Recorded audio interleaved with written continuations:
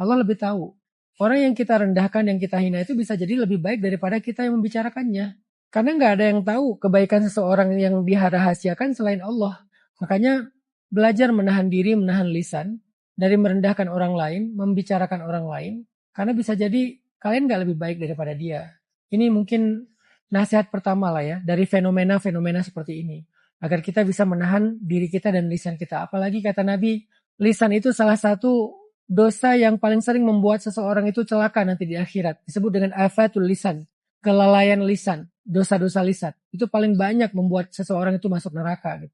Terus pelajaran yang kedua, yang saya bisa share ke kalian teman-teman, kalau kalian sebagai korban, itulah hidup teman-teman.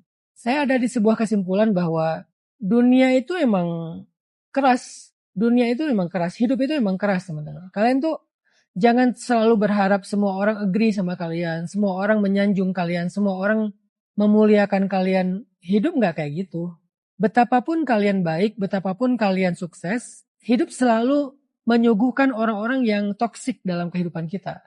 Menyuguhkan orang-orang yang dengki, iri sama kita. Sehingga gimana pun kita baik dan sukses, dia selalu akan menemukan hal-hal yang buruk tentang diri kita. Bisa diada-adain, bisa memang ada.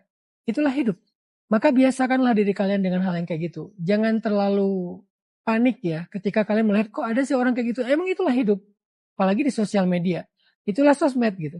Jadi kalau ada yang masuk sosmed berharap dia di like terus, berharap dia di agree terus sama followernya, kayaknya dia jangan masuk ke sosial media deh. Mending dia bikin grup sendiri aja yang isinya dia sama orang-orang yang dia pilih. Ya kayak second akun gitu. Kalau kalian masuk ke yang bukan second akun, masuknya ke sosmed yang terbuka, itulah sosmed, itulah netizen.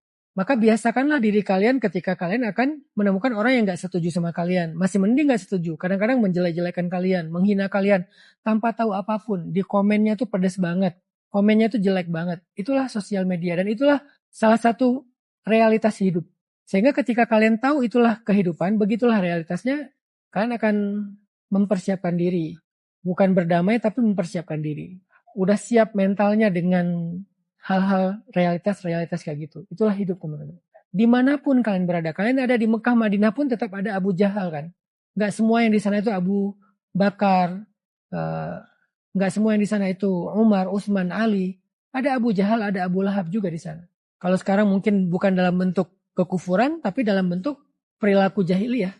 Ada di sana gitu. Walaupun kalian ada di tempat yang paling baik. Di dalam Masjid Nabawi gitu. Tetap aja ada orang yang aneh. Tetap aja ada orang walaupun dia sambil beribadah tapi dia ya perilakunya buruk. Ada. Makanya jangan heran dengan hal yang kayak gitu dalam hidup. Apalagi kita hidup jauh dari Mekah dan Madinah. Jauh dari Ka'bah dan Raudhah. Jauh dari zaman Nabi. Di zaman Nabi aja ada. Di antara para sahabat juga kadang-kadang ada yang kayak konflik di antara mereka. Cemburu di antara mereka. Iri di antara mereka. Kadang-kadang salah ngomong di antara mereka sehingga sampai memanggil dengan panggilan yang buruk itu ada kejadiannya. Walaupun setelahnya mereka minta maaf dan bertobat. Itulah hidup. Maka biasakanlah diri kalian dengan hal yang kayak gitu.